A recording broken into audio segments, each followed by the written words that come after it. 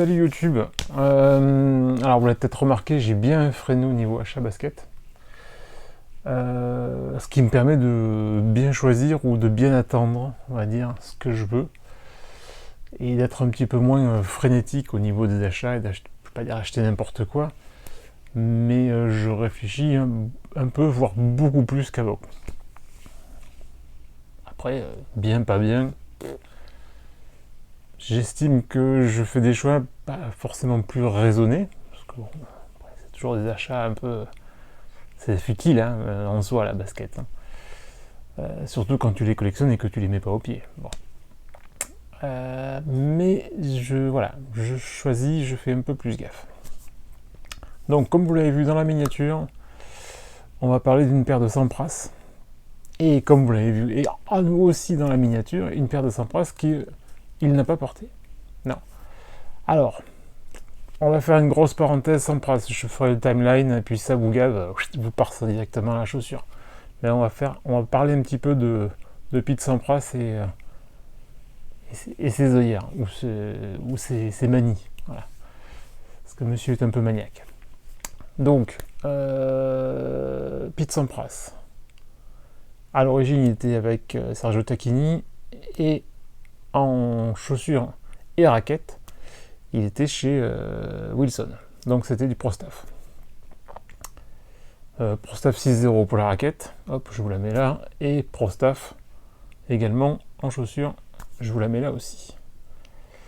Là-dessus, fin 94-95, je crois plutôt 95, milieu 95, il débarque chez Nike. Alors, il y a quand même un truc qui est très bizarre, c'est que certes il débarque chez Nike, mais au pied, il continue à porter des Pro Staff. Et oui, si on regarde les photos, j'essaierai d'en trouver et de vous les mettre à l'écran, mais si on regarde bien, ce sont des Pro Staff qui sont débadgés. Parce que monsieur aurait les pieds fragiles, ou monsieur est maniaque, et donc monsieur ne souhaite pas changer de chaussures.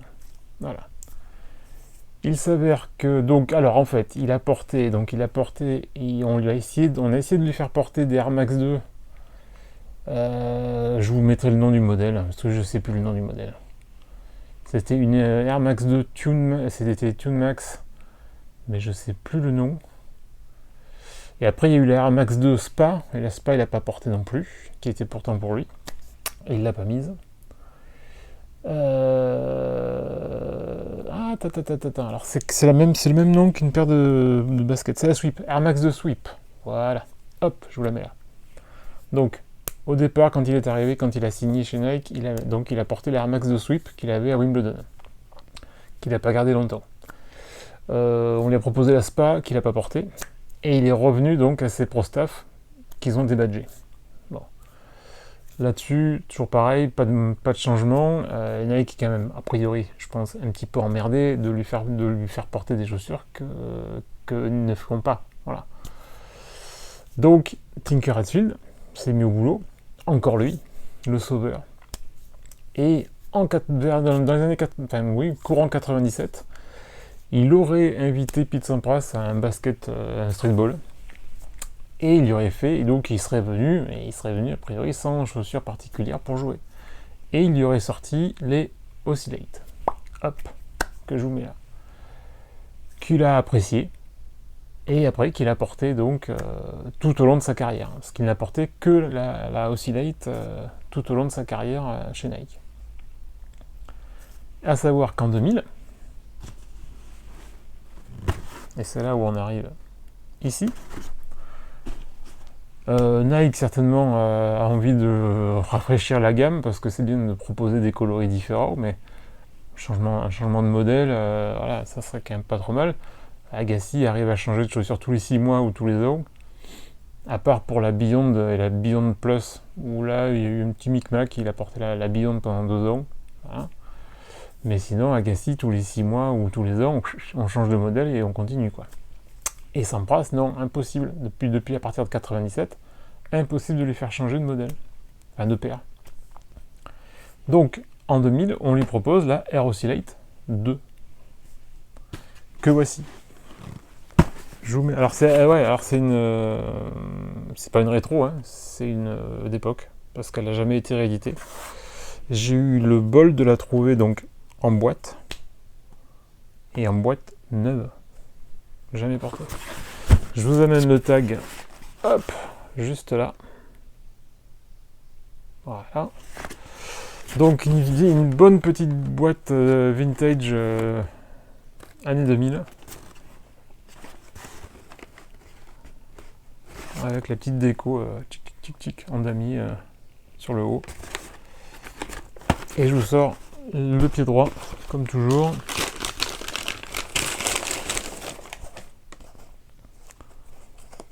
Hop, on verra ça après. Et donc voici la Air Oscillate 2. Alors, étonnamment, pas beaucoup de changements par rapport à la Air Oscillate classique. Surtout, enfin, à la limite, bon, il y a un petit peu de changement au niveau de l'outsole, mais c'est pas non plus dingue. Mais c'est un modèle que donc Sampras n'a jamais porté. Au petit talon, on a le logo Nike Tennis. On a toujours le Dragon devant, sensiblement la même tige et la même empeigne au niveau de la chaussure. Il n'y a que à ce niveau-là où j'ai l'impression que ça rebique un petit peu plus que sur la Oscillate standard. Mais on retrouve encore le swoosh ici. Donc c'est ça qui est fou, c'est qu'on a une paire qui est quand même peu différente de la Oscillate, et au final qu'il n'a jamais mis.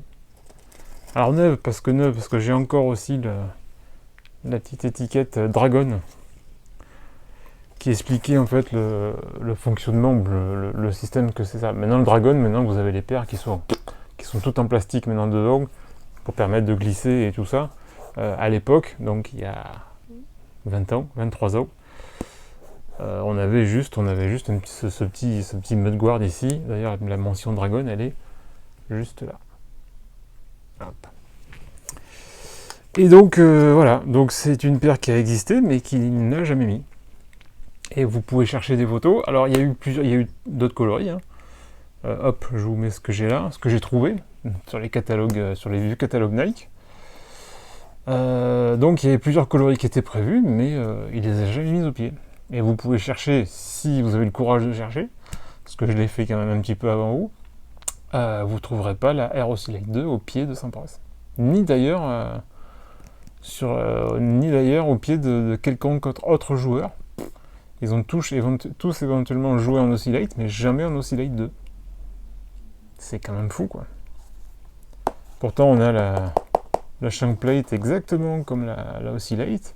On a le même renfort ici, comme la Oscillate, avec la même mention zoomer. Voilà, c'est ça, c'est que c'est une évolution. C'est pas un changement radical par rapport à la Oscillate, c'est juste une évolution. Mais rien ne s'est fait. Voilà. C'est un modèle qui est resté pas dans les placards, puisque bien sûr elle a été en vente, mais qui n'a jamais vu les cours professionnels.